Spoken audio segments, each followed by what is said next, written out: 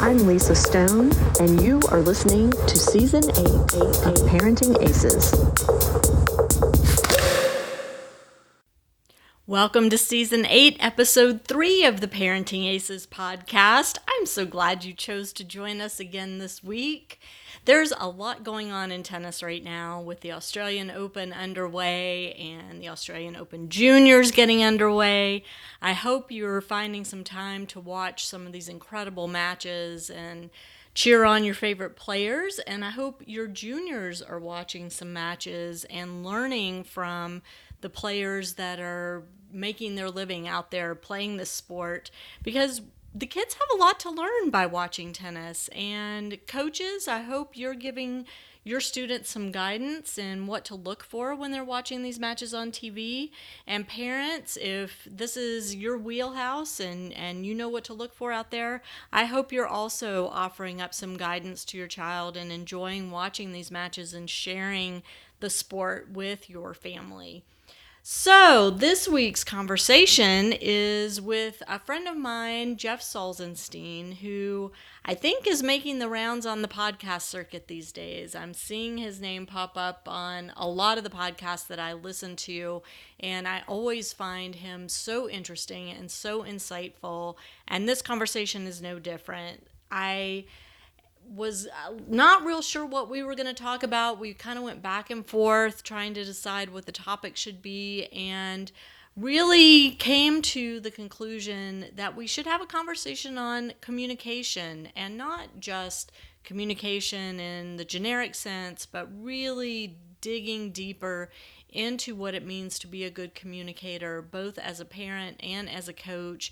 What we can do as the adults to help the young people that we're working with become better at communicating, and also how we can be good role models for those that we're around. So I hope you enjoy my conversation with Jeff. He, like I said, is always so knowledgeable, so insightful, and comes from a lifetime in the sport. So I really trust what he has to say. So that said, sit back, relax, and enjoy this episode of the Parenting Aces podcast. Jeff Salzenstein, thanks so much for joining us on the Parenting Aces podcast. I am so happy to be here, and it's been way too long. I am glad we're finally connected again, Lisa. Thank you so much. Yeah, thank you. It has been a long time. As we were chatting before we started recording here, 2013 was our last podcast together. So yeah, it's been way too long. Yeah. Well, let's try to make it so that it's not every 5 years. Let's close that gap a little bit. That sounds like a great plan. So for my listeners that are not familiar with you, and I don't know how they've missed you if they have, why don't you give us just a brief rundown on your background in tennis? Sure. And I'll I can give you the long version or the short version. We'll start with the shortest version I can give, and then if you have clarifying questions, we'll continue. But I've been playing tennis since I was 4 years old. I mean, I still have videos of my father dragging me around. Well, not dragging me around, but I dragging a racket on the court with him, tossing balls to me, rolling balls to me. He was a teaching pro. He was a USPTA pro in the Midwest, in Peoria and St. Louis. My mom was a 4-0. I was an only child. So what do you do when your parents play tennis? You go to the courts. And that's how it started. By the age of 9, had moved to Colorado with my mother a few years prior to that. By the age of 9, I was number 1 in the state in Colorado. I remember my mother remarried when I was 9, and my stepdad said, "You're going to be the number 1 player in the state this year as a 9-year-old, in the first year of 10 and unders." And I thought, this guy's crazy. I mean, he's my stepdad now. He's also crazy. But he was right. And then at age 12, I was a national champion. Don't ask me how it happened, coming from Colorado, competing against Florida and California in the southern section. But somehow I was a national champion at age 12.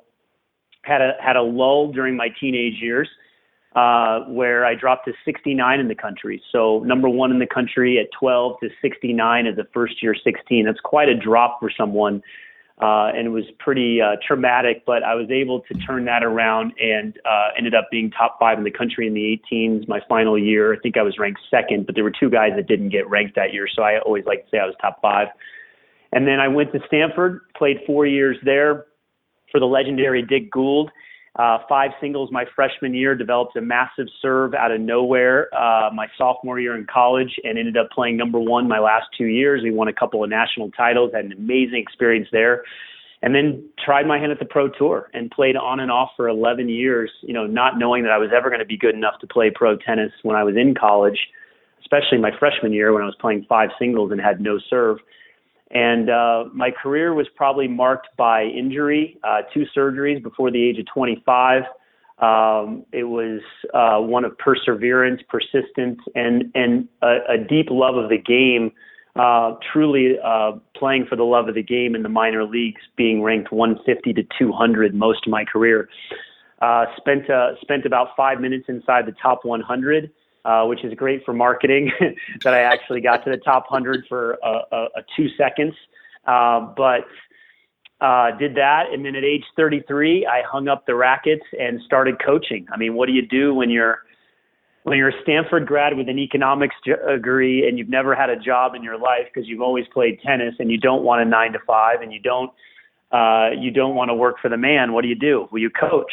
And started coaching in Colorado. And then a few years into that, I started studying online marketing and how you could actually create content and monetize content. This was way back in 2009, 10, and I launched my first online product in 2011. And I've been doing online tennis instruction in addition to some coaching and consulting for the last 7 years. And now I'm doing more mindset coaching, working with parents and kids, but also with athletes outside of tennis and with executives. So really expanding my reach outside of tennis. But as you and I spoke earlier, I have a deep love for tennis, for education, for coaching.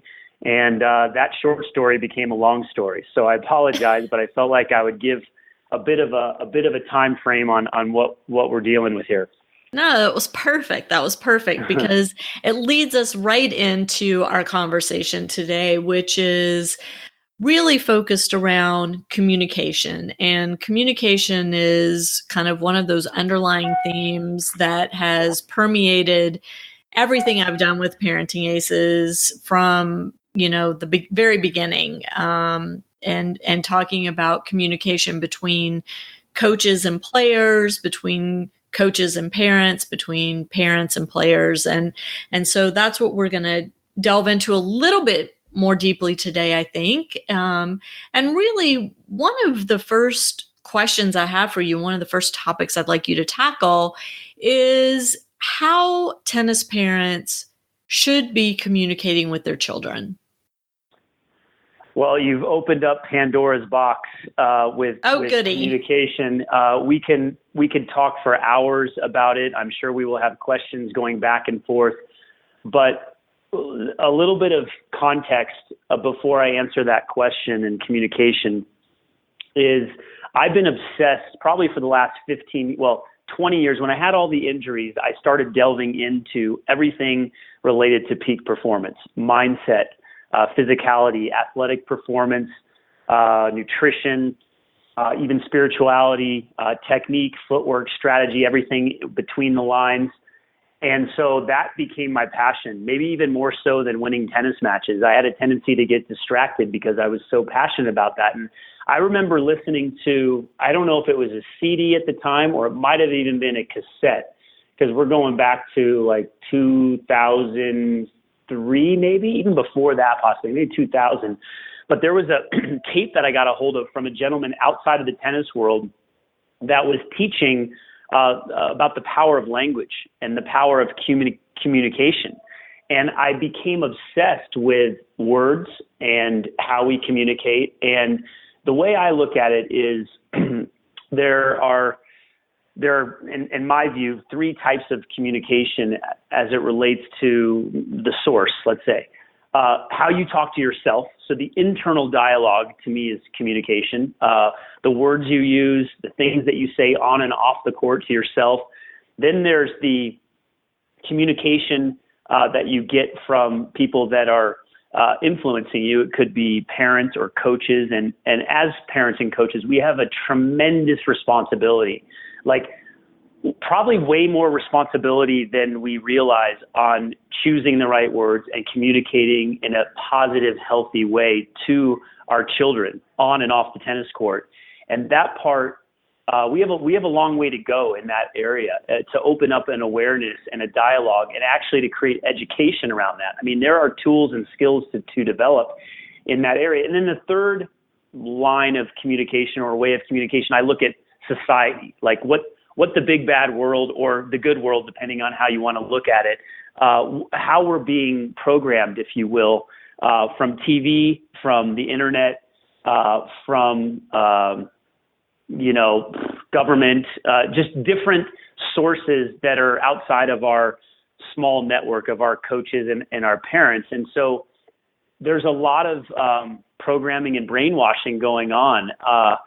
Literally, by the time you're 35 years old, and that's why kids are so malleable, we can really impact them by how we communicate and speak to them. By the time you're 35 years old, 98% of what we're doing is a program. We're waking up every day on autopilot, doing the same habits every single day, thinking the same thoughts, driving the same way to work, brushing our teeth the same way. Like everything, we're running a program. And in order to change that program, you have to become aware of what you're doing in the first place. And a lot of people are sleepwalking through this. And so one of my responsibilities, I feel, as a coach, and that is the hat that I always wear before I'm an entrepreneur or into the marketing side of things, is I think like a coach is, how can we impact other people in a positive way? And one of the easiest ways to do it is to become more aware of your language and how you communicate. So I didn't answer your question directly about parents communicating with their children, but I wanted to give some context about how I see things and how important it is above all else to really set the tone for the development of a junior player. So Lisa, if you have questions from what I just said, you want to direct me in a certain place, we can obviously get more specific around that.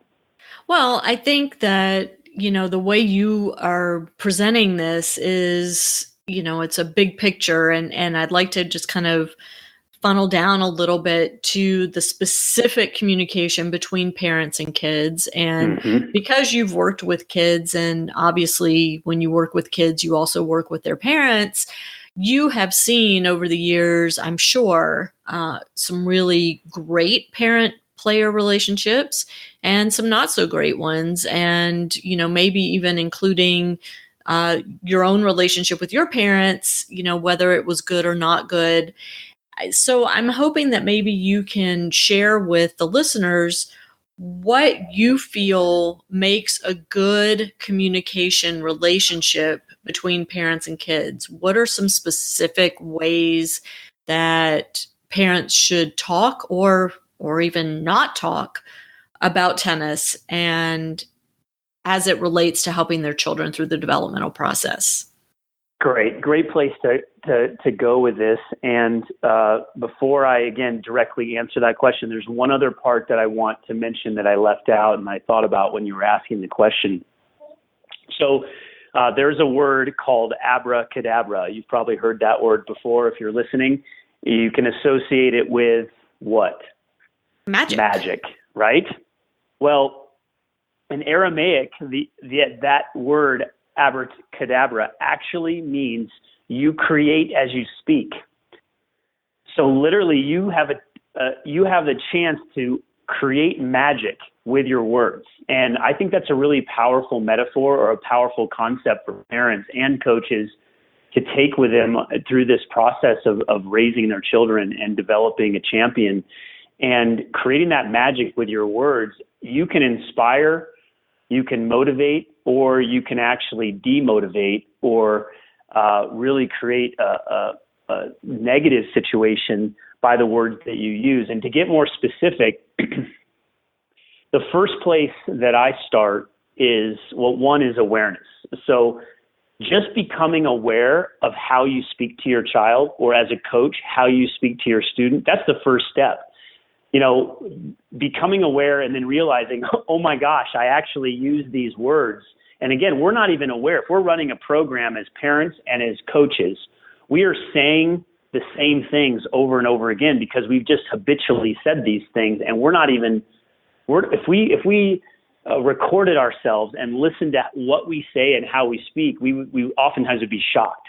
I'm shocked often when, as a coach, I'm a performance coach, and then if I'm getting coached by someone else and they're asking me questions and I answer and I go back and listen and I'm like, wow, I'm really surprised I said that. So again, we are running a program. So just becoming aware of the words and how you're speaking to your child is so important. Then you can also get into tonality, like how the type of tone in your voice as you're speaking. Is it a frustrated tone? Is it an uplifting tone? Is it a patient tone? I mean, anybody listening to this podcast knows what I'm talking about. You Sure. speak and you're a little bit agitated, or you're short, or if you're frustrated that your child didn't put out great effort or didn't play well, and you're, whatever reason, upset that they didn't play well or they didn't put out effort, whatever the reason is, you have that little edge to your tone.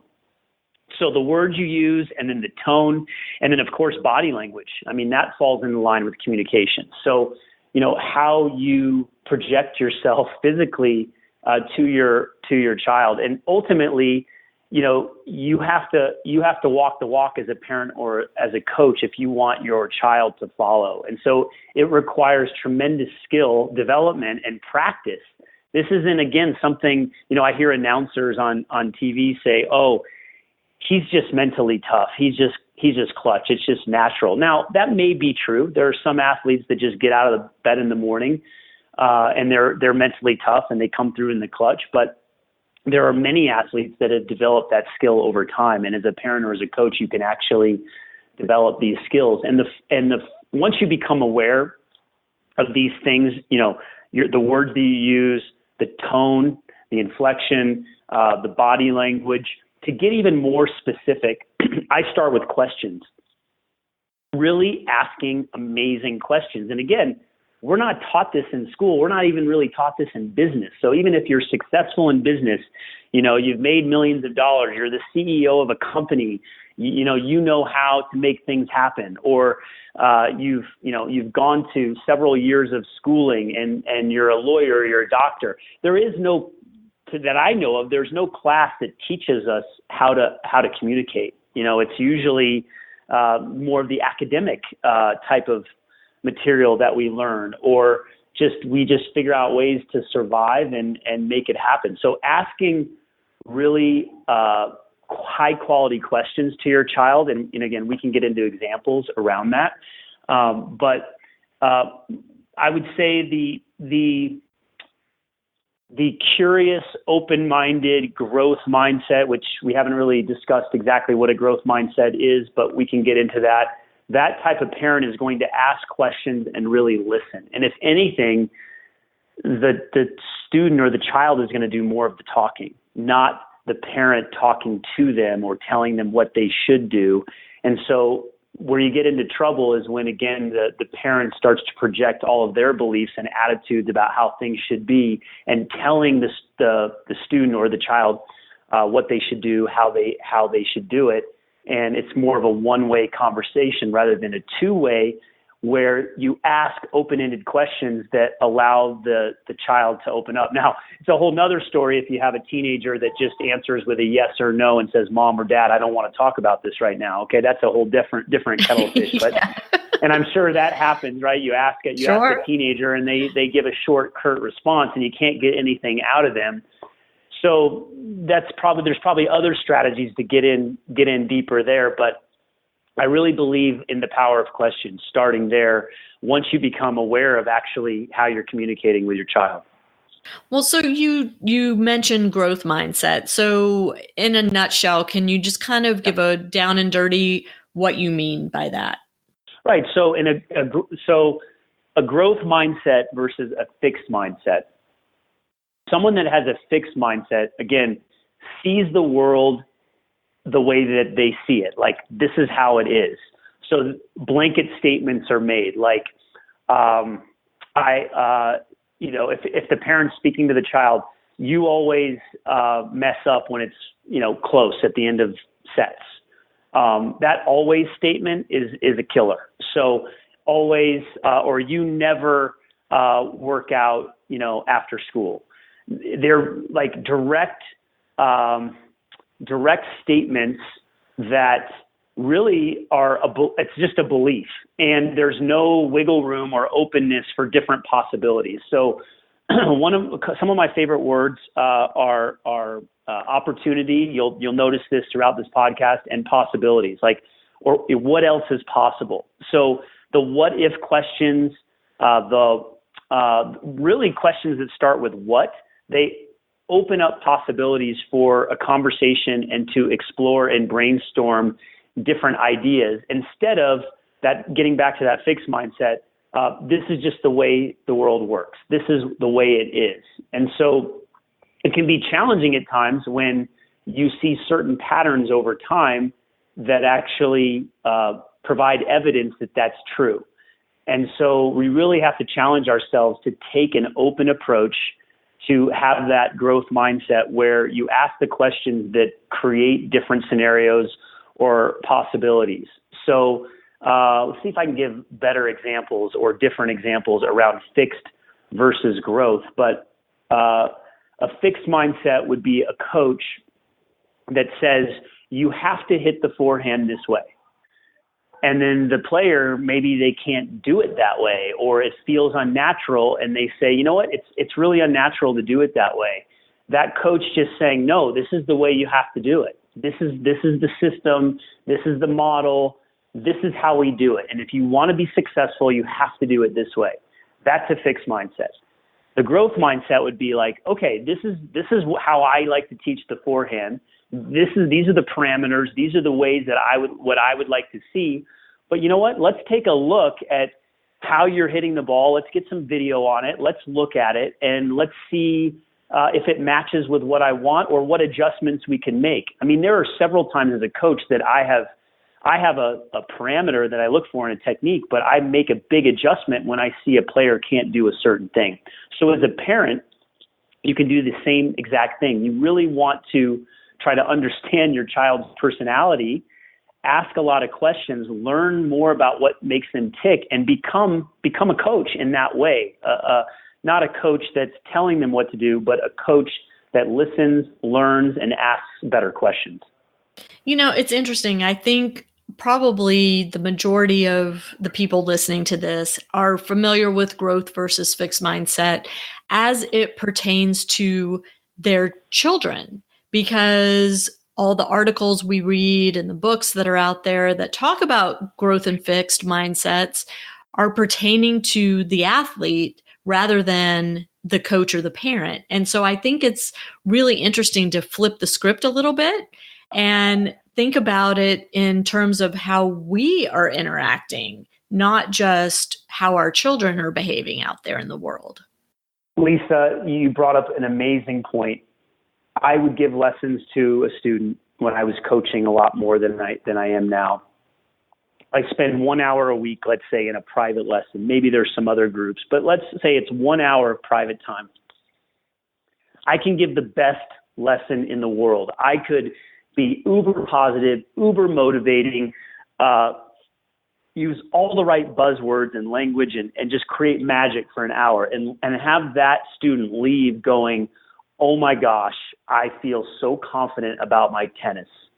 And they can go home and spend the next 23 hours with their parent who is not reinforcing that, who is saying maybe just neutral things or even negative things. It completely undermines all the work that was done in that hour. And I always would say, listen, it's actually the hour that I would spend, or a great coach would spend with a student to really impact them, is amazing. But what's happening the other 23 hours? What are the habits? What are the choices? What is the language being used, the communication style being used between the parents? That's where the magic happens. And so to your point, I really feel when we talk about coaching, education, and development, I believe the script should be flipped. And if anything, we should be facilitating workshops and education for coaches and parents on how they can navigate this process more than we should be focusing on actually what the student or the player should be saying to themselves. Yes, they need coaching on how to think on the court, how to be positive, how to focus on the right targets that they want to create. And targets is another word for goals. But really more education around what the parents are doing, how they're speaking, how they're communicating, how they're setting the tone. I've got one parent that I'm working closely with right now who, I look at it like I don't know if I'm sure you've had these conversations with others, Lisa, about if you were to make an analogy to the coach player student dynamic or child dynamic, I look at the parent as like the CEO. I mean, they're writing the checks, they're making the big decisions. And so if you've got a grumpy, negative CEO, that's not great for morale and culture in a business. And so the CEO of the company has to be a great leader, has to be able to build morale, set up a great culture. And I work with this one parent that, from what I can see, he's doing an amazing job. He's very hands-on. He's on the court with his child, but he's sending me videos saying, hey, how do you think the serve looks now? And he's not saying, this is how I think it should be. He's really leaning on me, and then he's getting his child to practice these skills because he doesn't have a coach in his area where he lives. So he's kind of taken on the role of coach, but I haven't seen any signs that so far that he's having a negative impact. Now I could be missing that because I'm not with him 23 hours a day. But again, that's where the magic happens, is what a great leader a parent can be in that role as a CEO of this process for a child. Sure. So you said that you could give some specific examples of growth mindset questions that we parents can use with our children. Mm-hmm. Like what?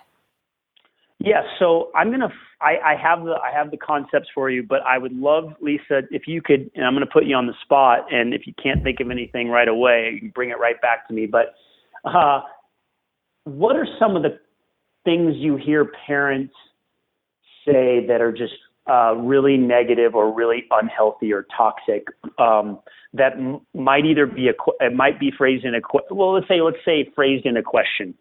Anything that jump out to you? Sure. The one I can think of most is, why do you always double fault when it's out? Gosh, I almost got chills because I was hoping you were going to ask a why question.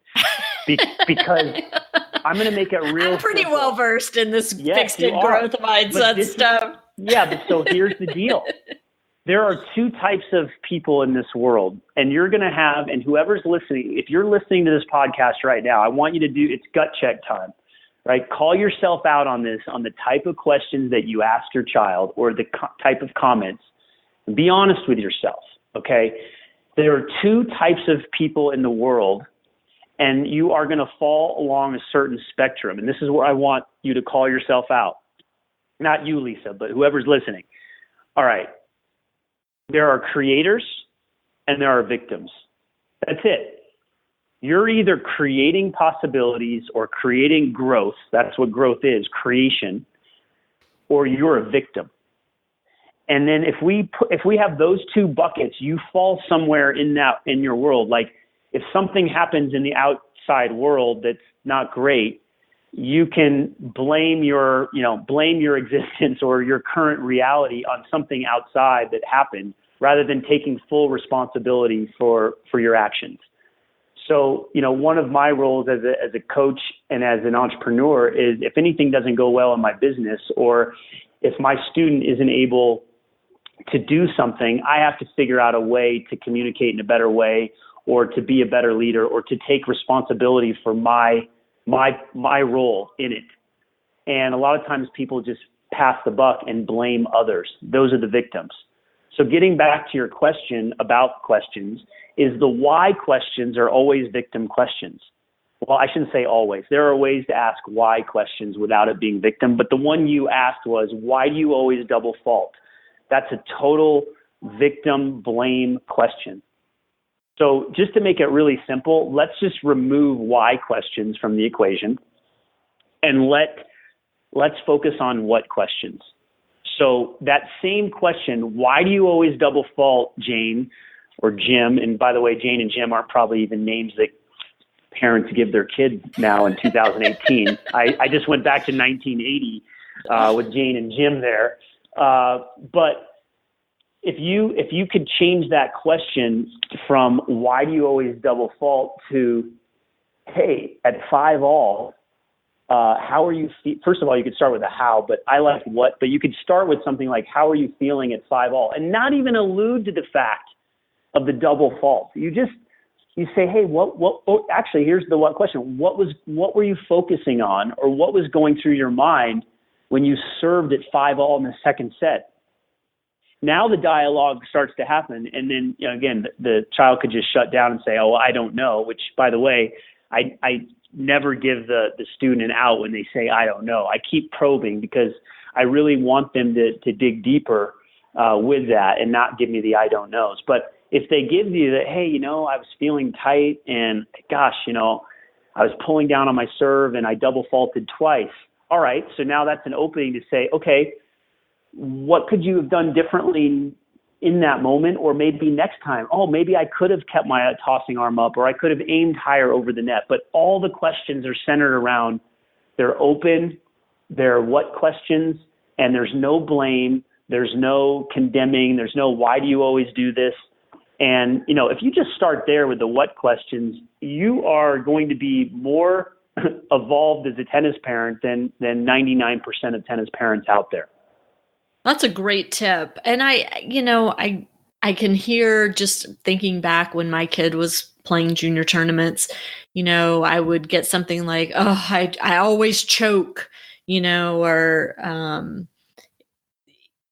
I don't know. I just feeling very self-victimized, I guess, putting himself in that role of the victim. And I think as a parent, that was always super challenging for me to deal with, because you hurt for your kid because they're making the situation into something awful, when in reality it's one tennis match at one tournament, and it really doesn't mean in the scheme of things much of anything, but in the moment it's the most important thing on the planet, right? And I think it's very difficult as a parent to question your way out of that. Yeah. So with the example of, let's say, I was going to flip it, and you can, again, Lisa, you can steer it in a different direction if I didn't quite get it, but you could ask all the right questions or be very supportive to your child, and they could just say, I always choke. And the child could be the one playing the victim, even though the parent is actually being super supportive. Did I hear that right? Yeah, exactly. Right.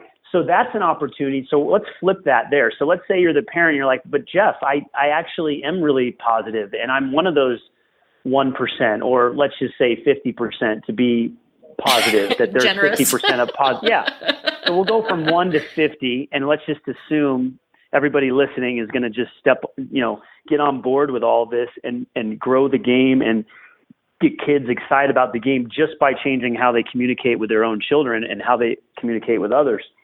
But let's say they're super supportive, and that the child is playing the victim card of I always choke.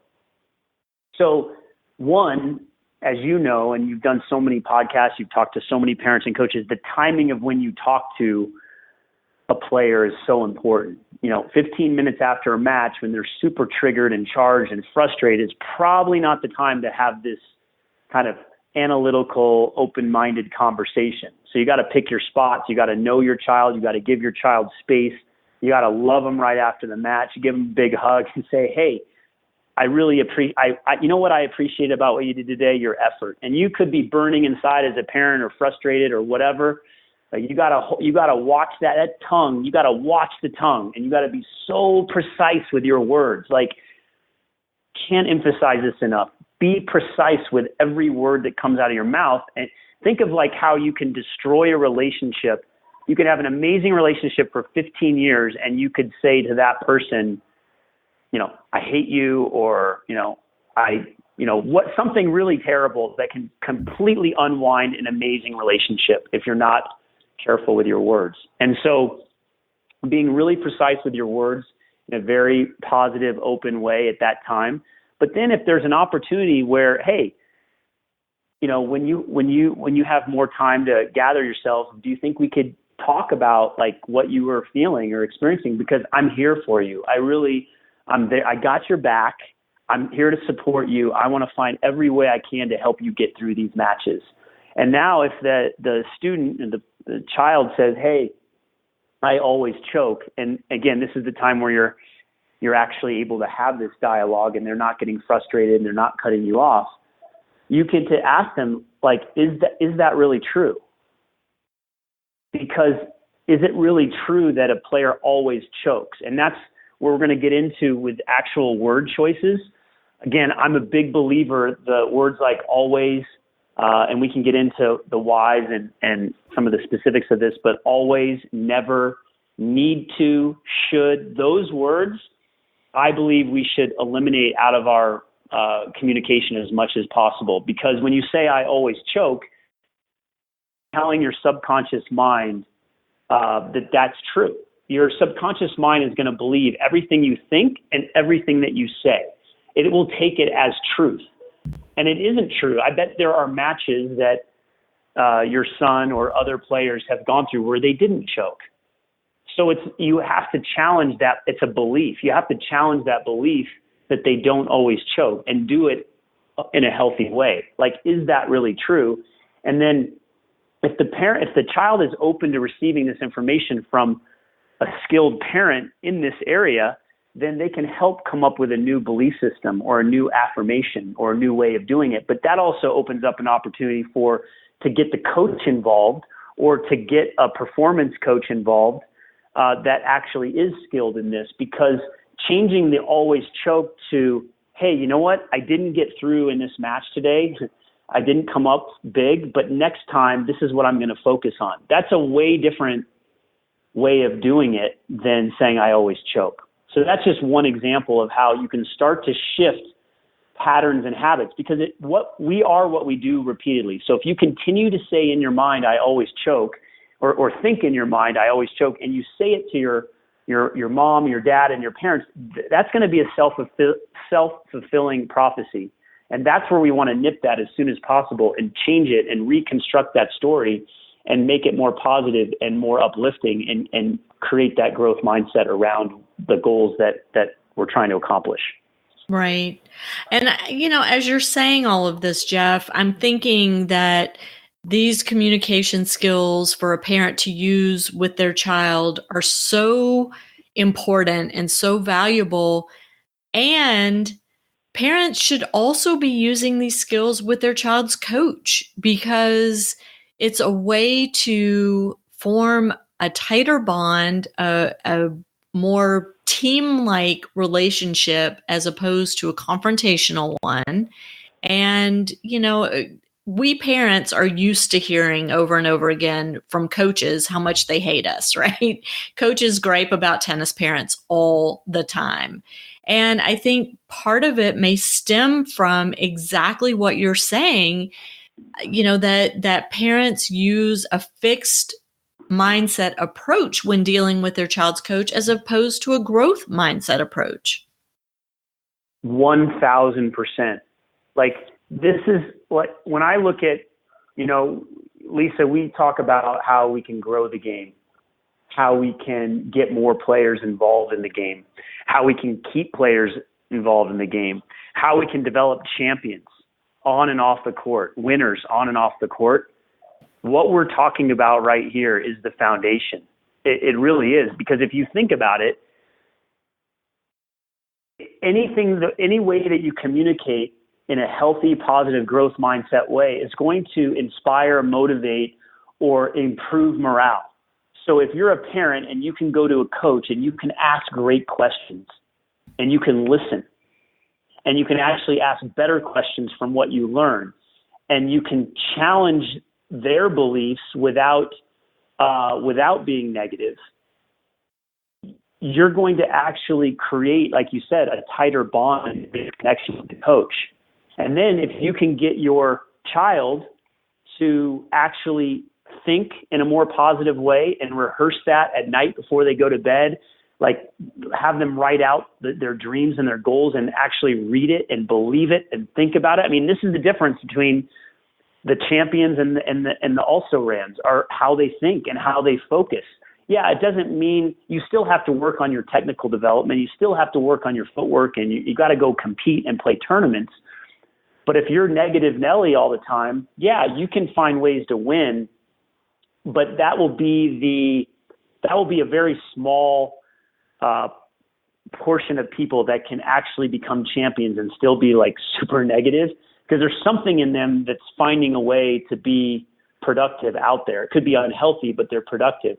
But we want a game where it's, you know how to compete, you're super positive, and you also can find ways to win, and you want to keep playing, and you want to tell your friends about it. You want to tell other people, you want to grow the game, you want to get more people involved. And so I believe one of the biggest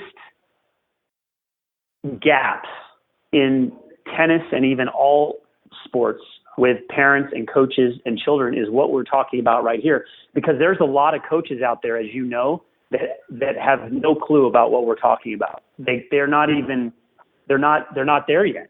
And right. Hopefully, you know, a podcast like this and more education where we can actually, again, educate through our words. Like, we don't have to go around telling people like what we're doing in terms of like, well, this is the secret, is like how to communicate better. We just have to lead by example with how we communicate, and people want to be around you.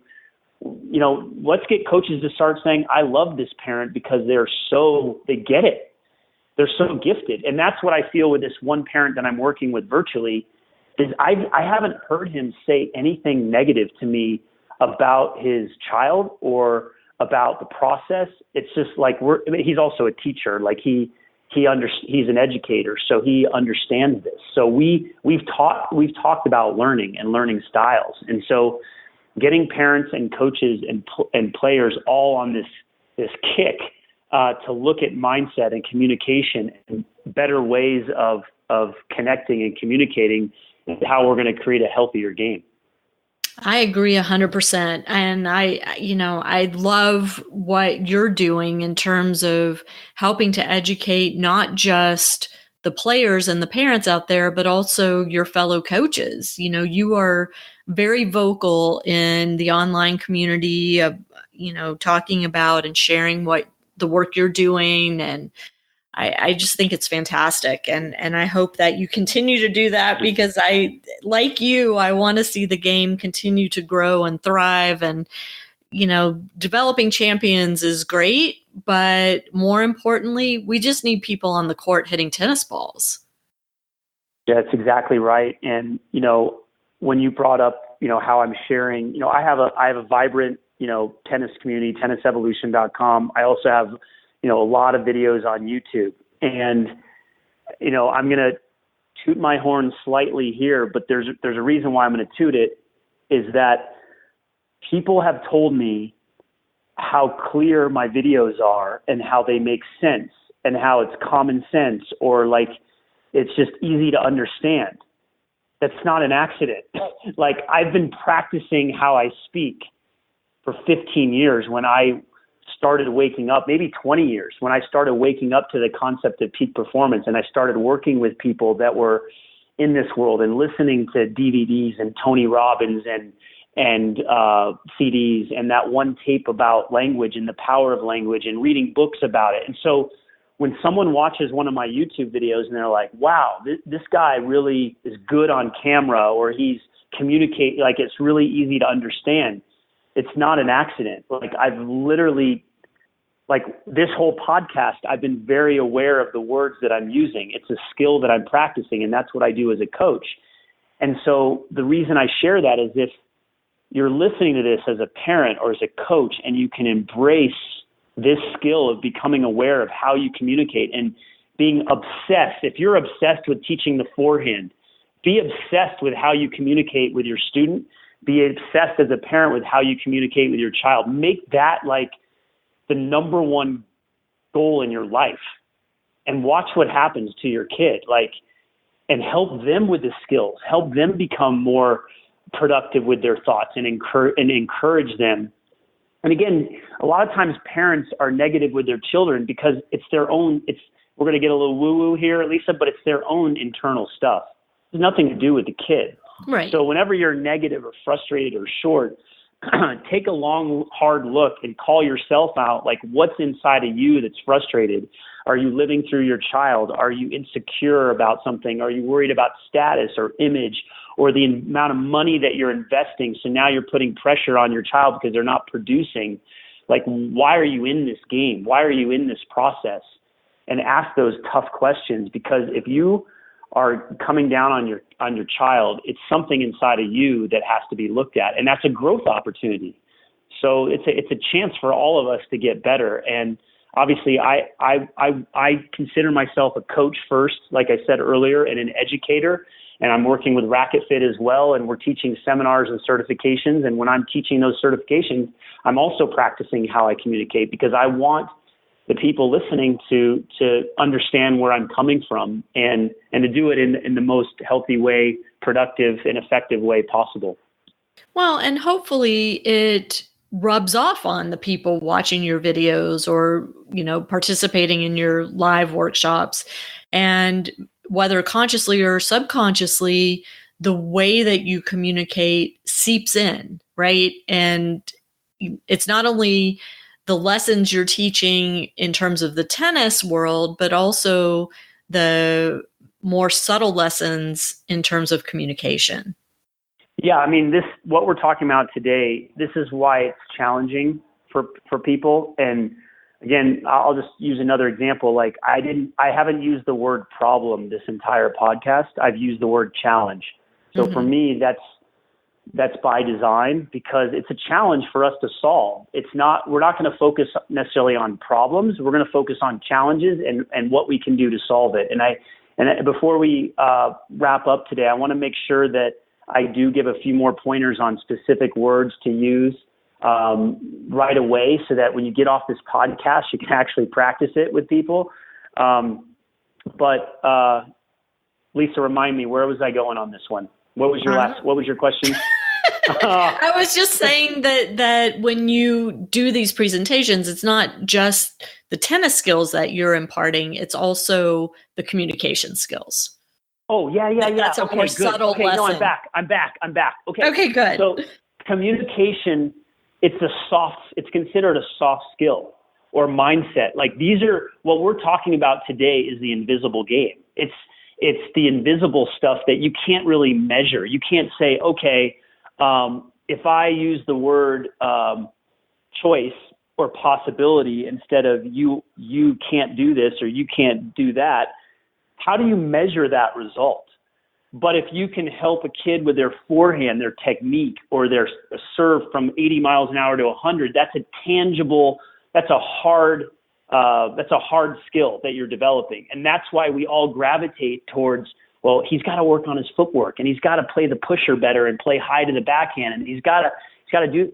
So those are all hard skills that we can all measure and see.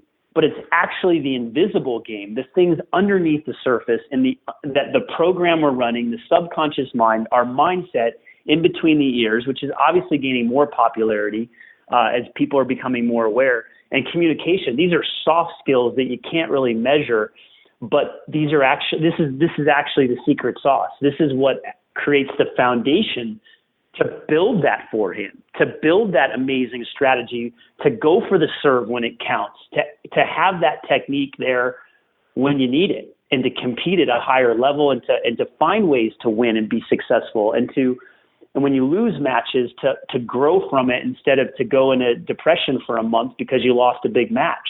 So it's the softer skills that's actually where the playground that I want to play in more and am playing in more, because I know how it can transform someone's life, and it doesn't have to take 20 years. I mean, literally, I've worked with people that within 30 days, they're like, oh my gosh, like I feel totally different in the way, my perspective and the way that I'm seeing the world.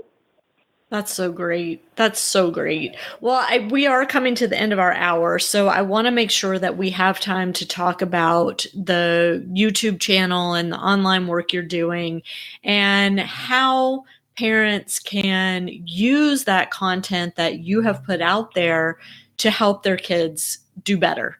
Yeah, absolutely. So before we get into that, again, I mentioned earlier, if you say the word you need to, or the phrase you need to, I should, or you should, always, never, especially the shoulds and the needs, that creates expectation. Like, you need to do this, or you should do this.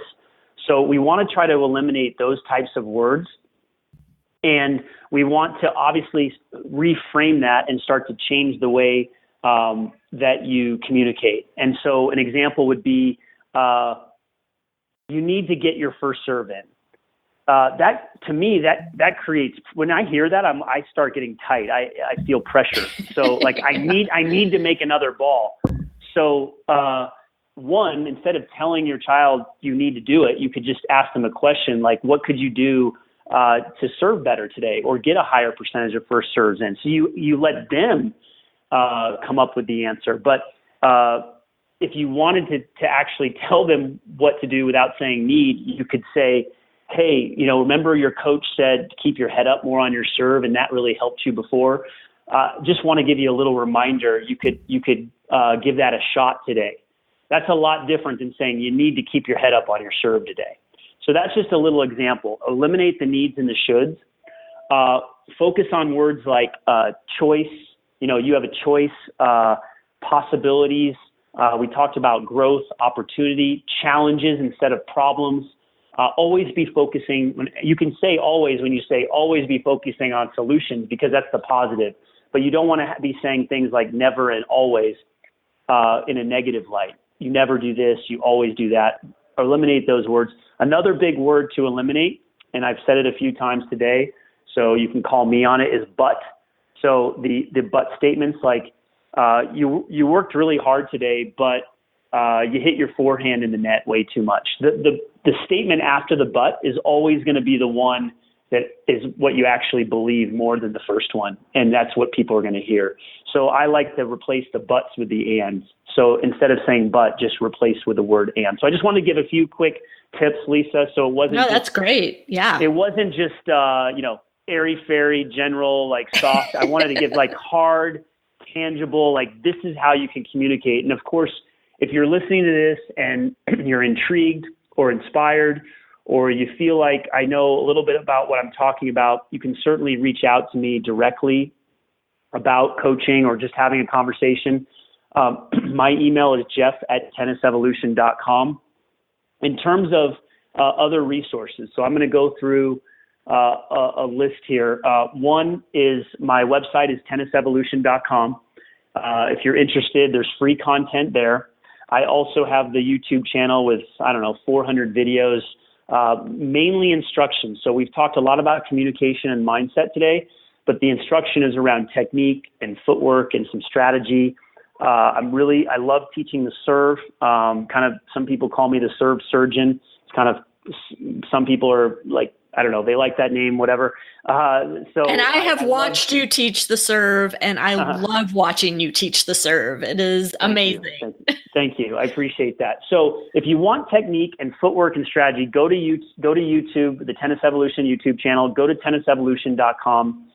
And one thing that we didn't talk about, and we're finishing with this today, Lisa, is this concept of blended learning. And so I'll go through it really quickly because it'll lead into the next resource for your listeners, is that the blended learning concept is very immature right now. And I say that because right now you have players, adult players, coaches, parents, they're going online. Well, maybe not coaches, but let's just say parents or players. They're going online, they're finding online content somewhere, and then maybe they don't have a coach. So they're using the internet exclusively for online learning. Then you have a group that is pretty much saying, I can't learn online. I'm just learning from my primary coach. And blended learning this is where the future is going with learning, is blending together online and on-court learning. So now you can have a coach or a parent say, all right, we really believe in Jeff's content, and you can believe in someone else's content, but let's just use me as the example since I'm the guy talking right now. So you like Tennis Evolution, you're a coach, and you can curate the content and say, listen, I want you to go study these 2 videos on your forehand this week until your next lesson. So instead of giving the lesson and you say, hey, work on your shoulder turn and your follow through, and then you don't see that student for a week, and then they're kind of practicing it on their own, but they don't really have a visual. Yes, they could go on YouTube and watch videos, which is blended learning. But let's say they go, hey, go check out Jeff's program called Topspin Forehand Secrets. You can watch this video. This reinforces what I'm teaching you. Now the student becomes engaged in the learning process. Now they can actually come to they should be better a week later because they've been watching it and studying it, and then they've been practicing it. But 2, they can come to their coach and ask better questions. Hey, I saw Jeff doing this, or I saw Tom doing this on the video, whoever the coach is, and I have a question about this. And so you get the student to be more engaged in the learning process, and it's directed by the coach or the parent instead of it just going to random videos on YouTube. So that's the concept of blended learning. And what I want to offer anyone that's listening, I'm going to create a special link. I do have a membership opportunity. And so if they go to tennisevolution.com and / or is it /? I don't know. I always get those confused. Me too. Just slash. Okay. Just slash. Parenting Aces. I will have a page set up where they can get a massive discount on membership, whether they do it monthly or whether they do it yearly. That's something they can go as a resource where they have all of the tennis instruction content that they can access. So again, it'll be tennisevolution.com / parenting aces. And then finally, I have a separate website called jeffsalzenstein.com, and that's where you can find more of what we've talked about today, the performance coaching, the mindset, the leadership training, that is non-tennis related. But you know what? Tennis, as you know, is a microcosm of life. You learn a lot about yourself on the tennis court and through this tennis journey and how it relates to how you live your life. And so I'm just taking my years of experience as a tennis coach, as a player, and bringing it outside of the tennis world to hopefully influence as many people as I can. That's fantastic. Thank you so much for the generous offer to the Parenting Aces community too. And I will have links to all of Jeff's resources in the show notes at parentingaces.com. So don't worry if you didn't write them down. There will be clickable links for you right there on the website. Jeff, this has just been a fantastic conversation, as I knew it would be, and why we waited 5 years to do this again is beyond me. But thank you for taking time to share your experience, your knowledge, your enthusiasm with the Parenting Aces community. Thank you, Lisa. You know you're in the right spot when you finish a podcast like this and you feel more jazzed, more energized. You want to go run through a wall because you want to make a difference. So I know that I've found my sweet spot of what I love to do and where I believe I can impact. And I appreciate you for bringing me on. And, let's keep brainstorming and finding ways that we can improve where we're at right now and where we want to go with the game of tennis, and specifically to your audience with parents, because it's the parents that are going to make a huge difference in the future of our sport. And we gotta stick in this together. Absolutely. Well, thank you again. And to my listeners, thank you for tuning in, and we'll catch you next time on Parenting Aces. I'm Lisa Stone, and you've been listening to the Parenting Aces podcast. For tennis parents, by a tennis parent. If you like what you've heard, I hope you'll share the podcast with your tennis community. For all the information you need to navigate the junior and college tennis journey, be sure to check out parentingaces.com.